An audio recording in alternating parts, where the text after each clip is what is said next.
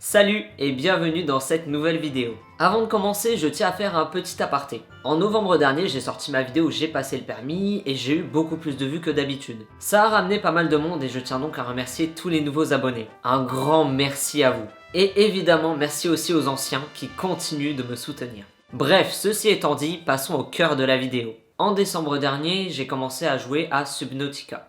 Subnautica est un jeu d'aventure et de survie en open world. Développé par Unknown Worlds Entertainment, il est sorti en 2018 sur PC, Xbox et PlayStation. Il a ensuite été disponible sur Nintendo Switch en 2021. Il possède différents modes de jeu, créatif, libre, survie et extrême.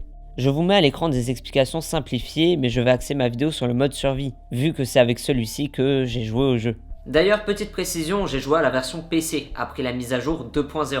Pour ce qui est de l'histoire, nous incarnons Riley Robinson, un rescapé du crash du vaisseau Aurora appartenant à la compagnie Altera, sur la planète 4546b.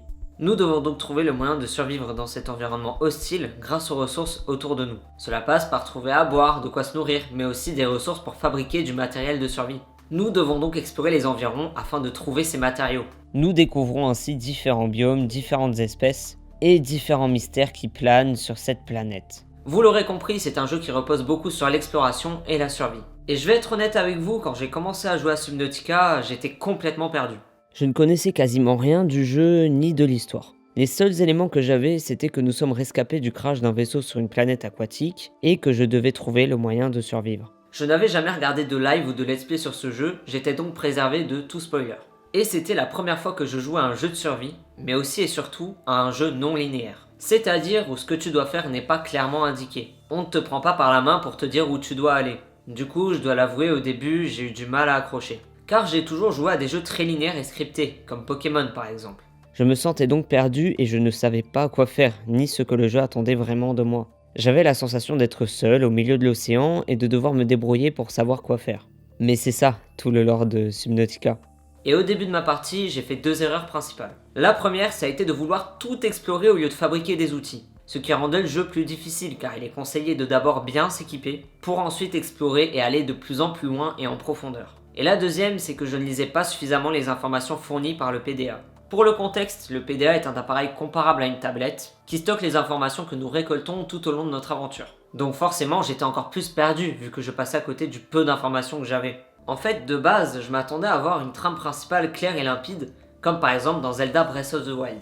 On sait que Link doit apaiser les 4 créatures divines puis affronter Ganon, et ce, dans l'ordre qu'on le souhaite. Alors que dans Subnautica, au début, tu n'as aucune indication sur le chemin à suivre. Tu dois te débrouiller seul, avec quelques indices par-ci par-là que tu devras aller chercher par toi-même la plupart du temps. Tout ce que tu sais, c'est que tu dois survivre. J'ai fini par comprendre que ce qui t'aide à avancer dans l'aventure principale, ce sont les différents messages que tu reçois sur ta radio, dans l'espoir de retrouver d'autres survivants. Et bien sûr, de partir en exploration pour découvrir de nouvelles zones, afin de trouver des indices pour comprendre le principal mystère de cette planète. Mais je ne m'étalerai pas plus sur l'histoire du jeu, car je souhaite vous épargner de tout spoiler. Bref, je pense que vous l'aurez compris, au début j'étais perdu car ce jeu me sortait complètement de ma zone de confort. Pour aller du point A au point Z, je pouvais passer par toutes les étapes que je souhaitais, là où dans Pokémon, le chemin est tout tracé. J'ai donc joué au jeu en plusieurs étapes.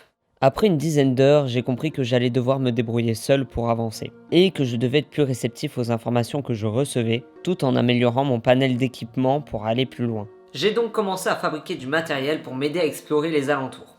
Le Sea Glide m'a donné la possibilité de nager plus vite, le Seamoss d'aller plus loin. J'ai donc découvert de nouveaux biomes et de nouvelles espèces. J'en ai appris plus sur mon environnement grâce au scanner qui m'a permis de récolter des informations sur la faune et la flore autour de moi.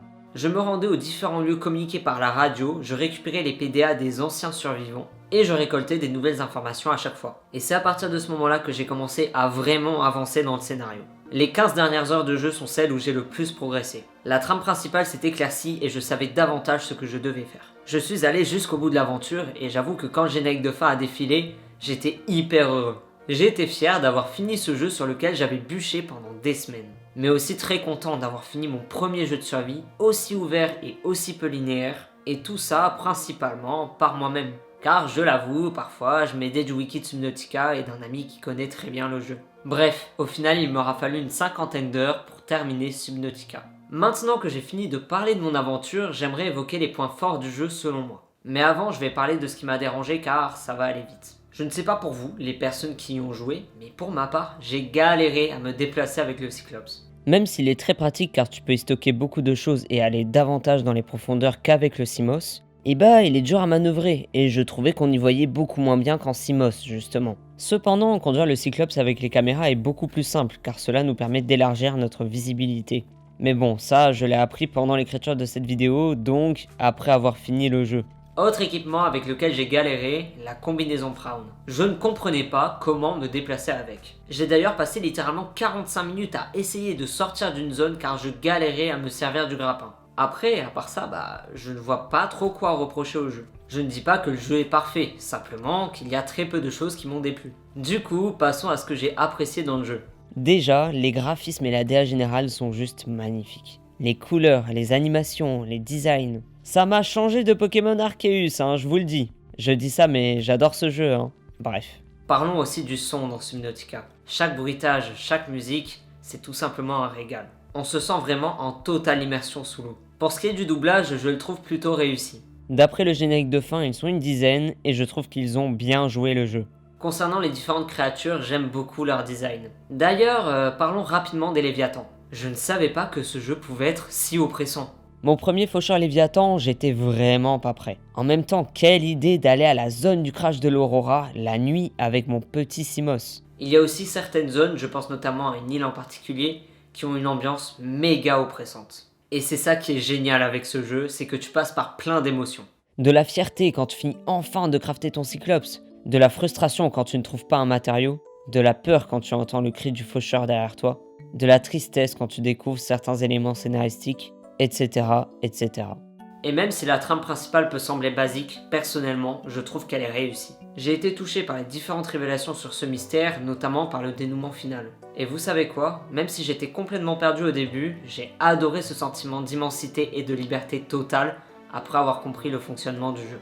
Tous ces éléments ont fait que j'ai adoré mon expérience sur Subnautica. Et je ne peux que conseiller ce jeu aux personnes qui ont soif d'aventure et de survie, ou qui comme moi n'ont jamais joué à des jeux aussi vastes, mais qui veulent tenter le coup. Subnautica m'a vraiment mis une claque et a enrichi mon expérience de joueur en me sortant totalement de ma zone de confort. Il m'a donné envie de jouer à d'autres jeux dans le même style à l'avenir, beaucoup moins linéaires et beaucoup plus ouverts. Et je relancerai très certainement une nouvelle partie dans quelques temps, pour le redécouvrir et le finir à nouveau, mais en empruntant un chemin différent. Pour ce qui est de Below Zero, je sais que j'y jouerai aussi. Je ne peux pas passer à côté vu comment j'ai aimé le premier opus.